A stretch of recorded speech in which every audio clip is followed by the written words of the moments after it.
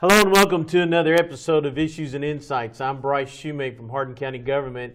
And you know, it is beginning to look a lot like Christmas everywhere we go, which means winter weather is not too far behind after Christmas gets through. And we may even get some during the Christmas months. We never know.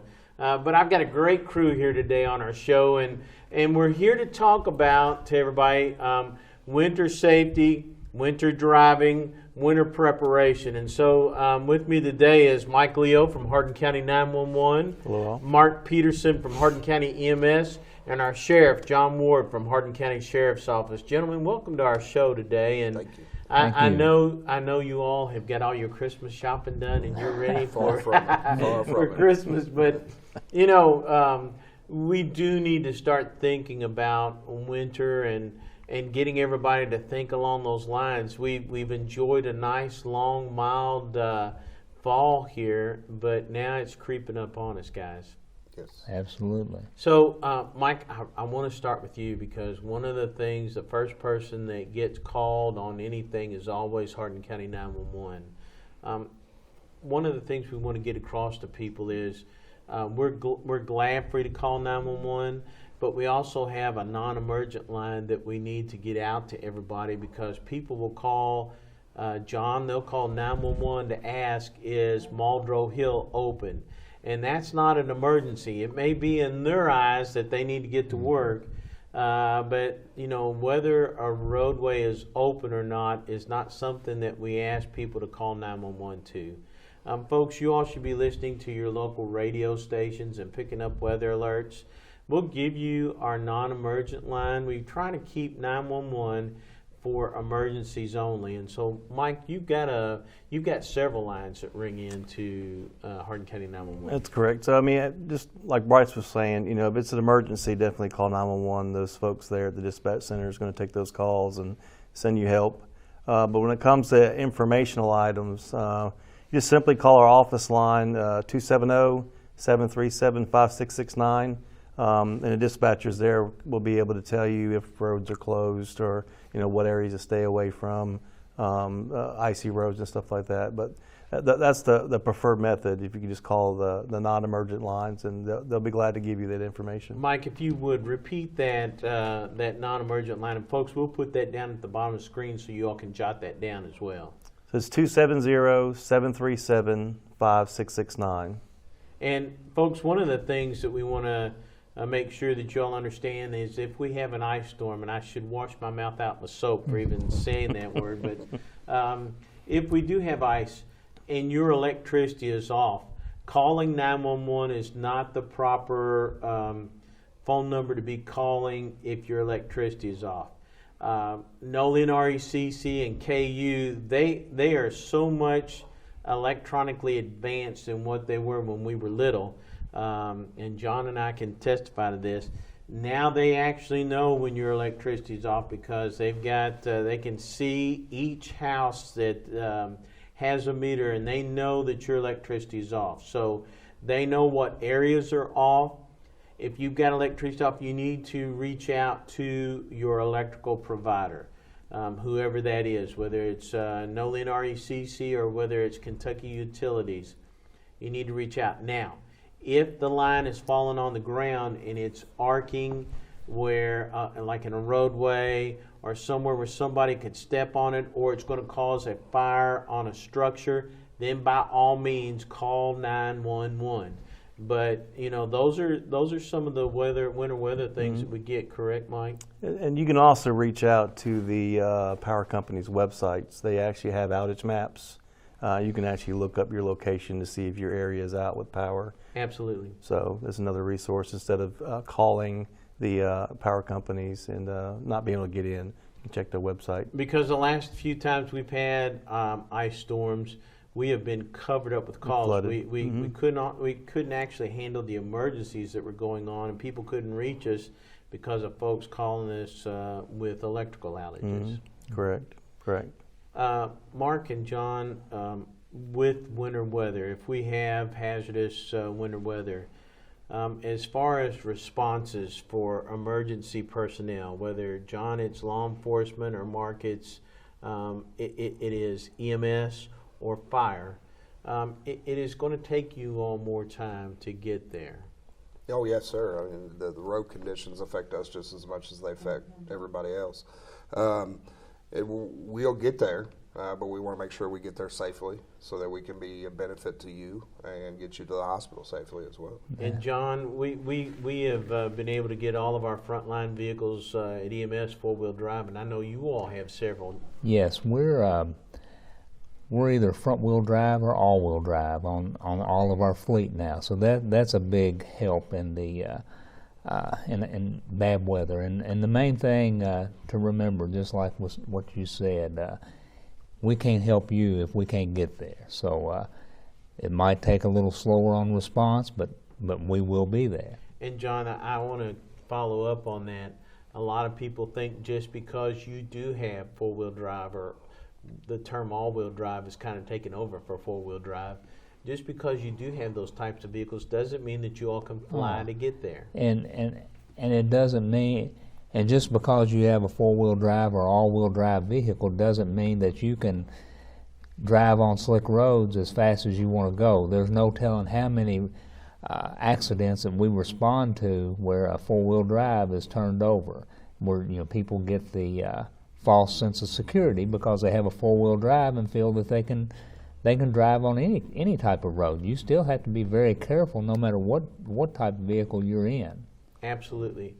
Mike Leo, you and I were talking off camera before this got started, and with this in mind, you have dispatchers trained with certain things medical-wise that they can help while EMS is en route. Can you talk about that a little bit?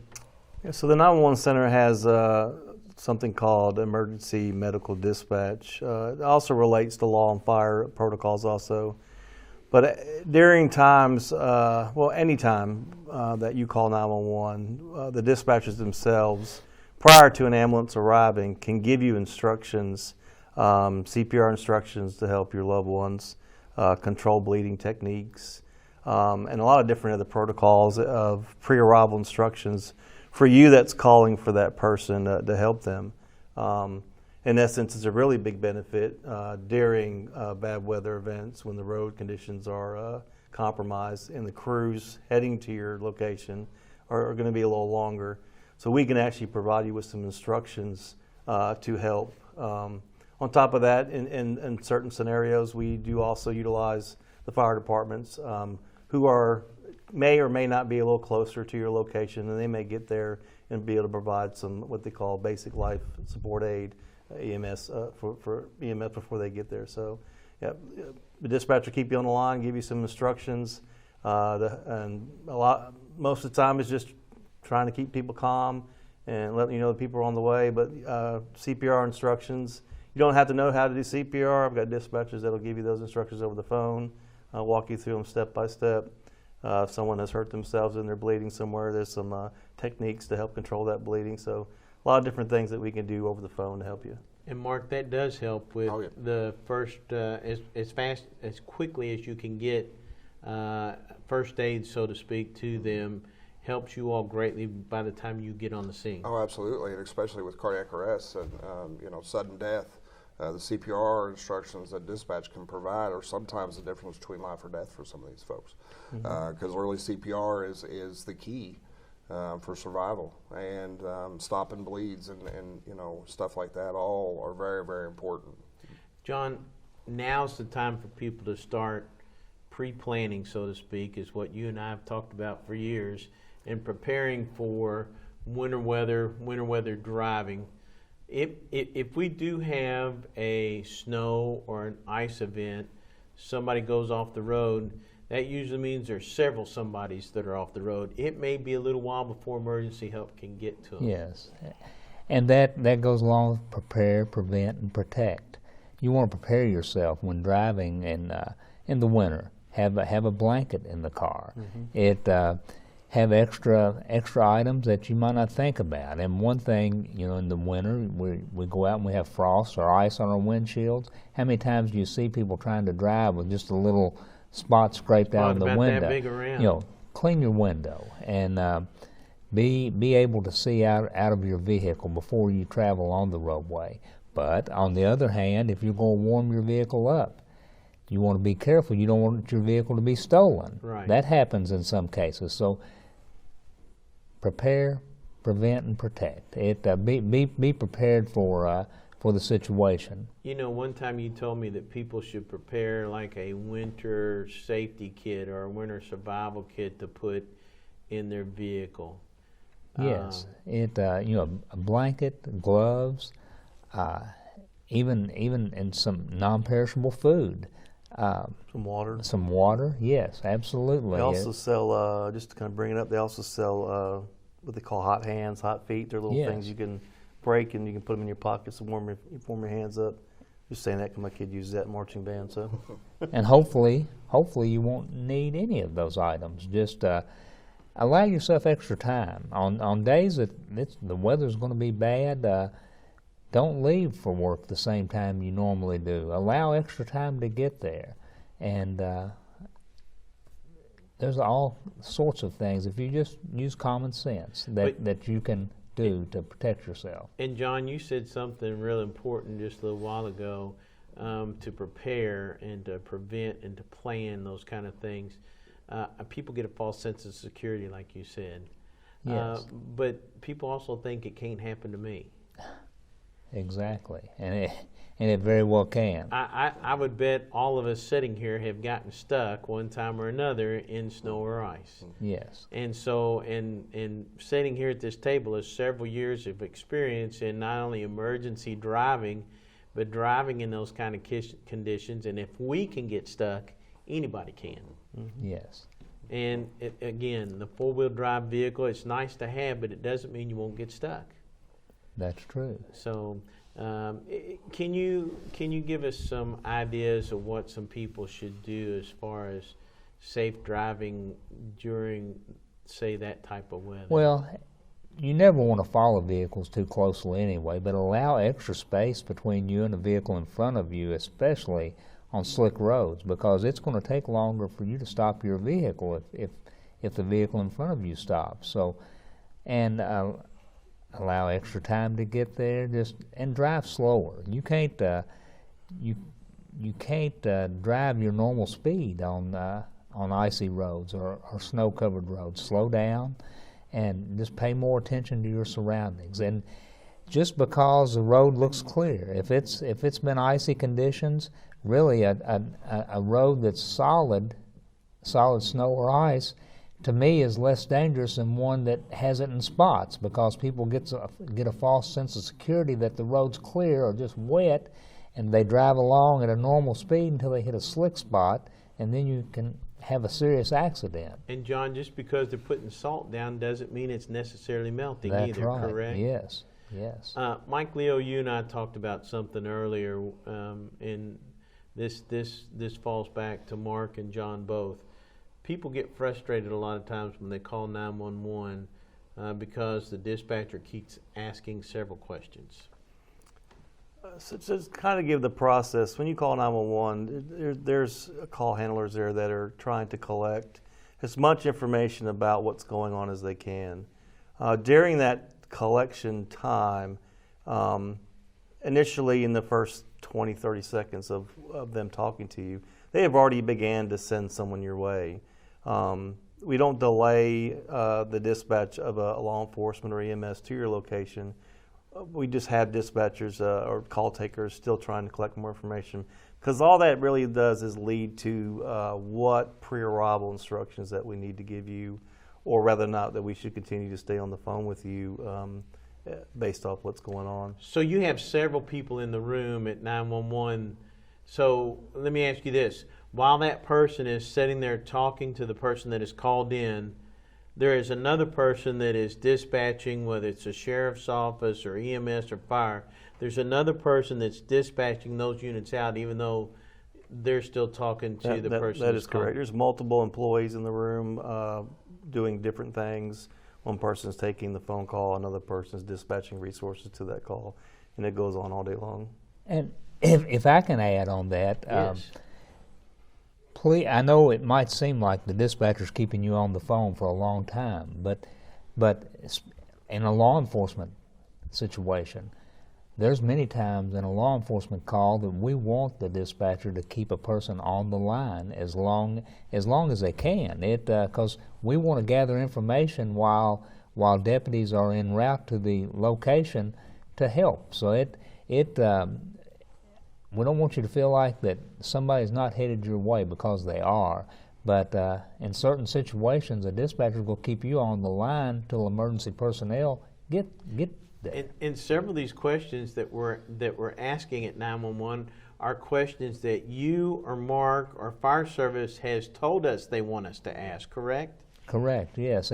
And when a call is being dispatched out, you have emergency personnel that's asking the dispatcher questions to ask the person on the line, just to gather more information, because we need all the information we can. And John, people get frustrated a lot of times at our dispatchers because they say, quit asking me questions and send somebody. Yes. What they don't realize is that somebody is actually on the way, and I've said this once, and Mike has said it as well. Somebody's on the way because there's multiple people in dispatch. One is asking questions and one is sending whatever that emergency service is out while that person is still asking questions. People get frustrated at that because they think you aren't sending anybody. And the main thing is be patient and realize help is on the way. Right. And we are trying to get there as quickly, and the other word is safely, as we possibly can. Yes. Because we don't want to get one of our folks hurt or hurt somebody else while we're trying to get someplace to help somebody. Yes, just like we said earlier, we can't help you if we can't get there. That's exactly right. And I'm a prime example. I ran right into a telephone pole on an emergency call one day, slick roads, hydroplaned, and I didn't get to the scene because I was trying to go too fast to get there to the scene, and I didn't help them at all. So, Mark, with EMS, especially in the wintertime, I think a lot of people that are watching our show don't realize that your crew, much like Radcliffe Fire and E-Town Fire, they're working 24-hour shifts. Yeah, we're on 24 hours a day, 7 days a week, 365 days a year. Our crews work 24 hours on, take 2 days off, come back. Now, with inclement weather, those guys and gals may come in and work a little, extra time to keep up with the demand for service and stuff like that. Yeah. And with that, a lot of people don't realize they're truly living at the station during that 24-hour period. And John, you were there too. Before law enforcement, you did a small stint there with EMS as well. You're living there at that station, and so people may not realize we're coming from someplace where we could have been up all night long. Yeah, because it's been so busy. Right, and the weather brings a lot of calls for everybody. So we're out. We tried to staff extra crews to keep up with the call volume, and but yeah, you're right. They're coming from the station. Station is home to them, where they cook, clean, sleep, shower, all the stuff there. But they're coming, and like Sheriff Ward said, we're going to get there. We're just going to get there safely. Right. And fire departments, God bless them, they come out and help all of us. When they're called. A lot of folks don't realize that of our 14 fire departments that we have across our county, 12 of those fire departments are purely volunteer, and so they truly get paid nothing. I've heard people have said, "Why did it take you all so long?" That's because people are coming from their homes and they are volunteering their time. They're paying for their gas money to come out and help all of us that are calling for emergency services. Yes. And so, God bless those volunteers. Absolutely. That are out there trying to help other people and giving of their time and their money. And many of them have been hurt over the years trying to help people in Hardin County, and they were truly volunteers. Mm-hmm. Yes. Guys, continue on with this as we go through. And folks, we just want you all to understand that winter presents a hardship for emergency services, much more so than it does anybody else, because you all depend on us to be there. We still have to show up every day, John. Yes. You don't say, hey, don't come in because it's snowing today. We don't get any snow days. That You know, and it's same with EMS and 911. It makes a little bit different line of work. Emergency services is harder to get folks to help and even apply for jobs nowadays. John, can you? It's in years past, there was no problem recruiting individuals for emergency services. Now, the numbers are really down.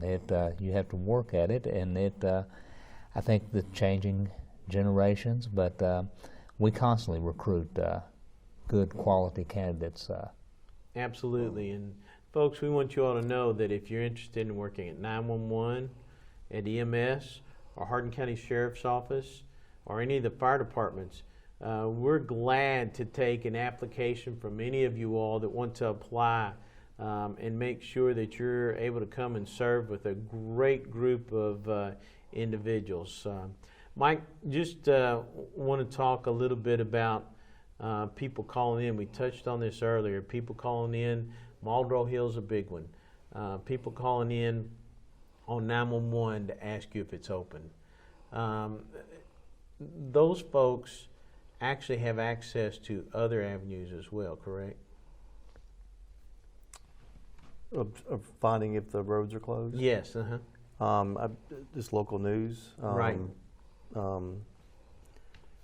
We do have a county alert system called RAVE that we can push those alerts out to for different road closures. You'd have to sign up for that by going to the county website. Same essence, so you can still call the non-emergency numbers for the 911 center, or even your local police departments that would have some information about road closures. But let's talk about RAVE. RAVE is something that we've had the last 4 years, and it is a reverse 911, and people can sign up to get weather alerts. They can sign up to get alerts for roads that may be closed that the sheriff's department calls and asks us to put those things out. Let's talk about how people sign up. You said they go to our website, which was hcky.org, and folks, we'll put that down at the bottom of the screen, hcky.org. Right, so hcky.org, I believe on the main page at the bottom there should be a graphic that says RAVE. At the very bottom, it's a round button. There's 4 round buttons at the bottom of the website. You simply just click on that. It takes you directly into the RAVE sign-up forms. Just fill out the information, and it's pretty much that simple. One of the problems that we've had, Mike, is that if people didn't have an email address, because it asks for an email address on the form that you fill out, and that can be submitted electronically, correct? What did you tell people to put in that spot if they don't have an email address, which is hard to believe nowadays, but there's still several people. Right. So simply, you just most email addresses is your name. Just put in your name, but instead of at Google or at iCloud, just put at example.com, and it'll let you in. It'll take it. It'll take the account. So do that. Tell everybody that one more time. Just simply type your name out and then use the at sign at example.com, and that should be able to create your account. And so that you all know, Mike has the RAVE app that you can put on your phone. It'll send you text messages to your phone. It'll call your phone if it's some type of emergency. But the best thing is it's hooked into the National Weather Service's site. And so any alert that the National Weather Service sends out, it'll send you a text message to that RAVE Alert app, correct? It will. Severe thunderstorms, any severe weather statements coming out that automatically be sent to your device once you've signed up. Okay. Mark, anything that we need to follow up on with winter and EMS? Yeah, a couple things. It's a big time for travel. As Sheriff Ward has mentioned, if you're going somewhere for a prolonged stay, make sure you're taking extra medications, and if you need oxygen, you're taking extra oxygen, because you never know. You may get to your destination and get snowed in, or get to a point where you get snowed out and you can't come back home. And also a little plug about carbon monoxide detectors. If you use anything, just about anything in your home to heat, propane, kerosene, wood-burning stoves, stuff like that. It's a good Even idea. natural gas. Natural gas, yes, sir. It's a good idea to have carbon monoxide detectors, make sure they're working. We don't make a lot of those runs, but they do increase with the weather. Get your chimneys cleaned, stuff like that before you start using them. And I'm all about a winter preparedness kit, not only for your vehicle, but at home. Dog food, medications, extra water, things that toilet paper and stuff like that. Things that you don't necessarily know you're going to need until you actually need them. Batteries, weather radios, stuff like that. And if you actually go to the Hardin County Education and Community TV website, we've got previous Hardin County government presentation on preparing that kit that you're talking about, and you can watch that and see what kind of items you need to put together. Oxygen's a big one. And the ice storm several years ago, we delivered a lot of oxygen because people need the power to run their oxygen. So stuff like that just keeps that close in hand. And something that our fire departments would want to get out too is don't bring a grill inside No, to do not cook bring a with if grill you're in the inside. ice, or bring your generator in because you're afraid Right. somebody's going to Right. steal it and it's running while you Yes. bring it Yes. inside. Yeah. Common sense takes a big Yes. leap here. Yes, and we also see a huge increase in slips and trips and falls. So if you don't need to be out, clearing out your driveway or your sidewalks and stuff like that, there'll be plenty of people out wanting to do that for you. Right. Just take some extra time, as Sheriff Ward said, with your travels, and even get in and out of the house. We were lucky enough to know ahead of time when everything's coming. So prepare yourself. Make sure you have groceries and all that stuff. Guys, I knew our time would go by fast because there's a wealth of information here.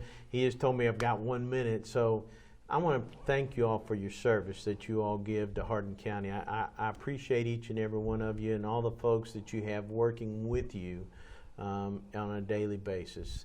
Thank you for all that you do. Thank you. you, guys. Thank you. And thank you for joining us here on Hardin County Education and Community TV, where we tried, just like today's show, to keep you informed of everything's going on in our county and things to keep you safe. Thanks for joining us. Merry Christmas to you. Hope you enjoy the holiday season.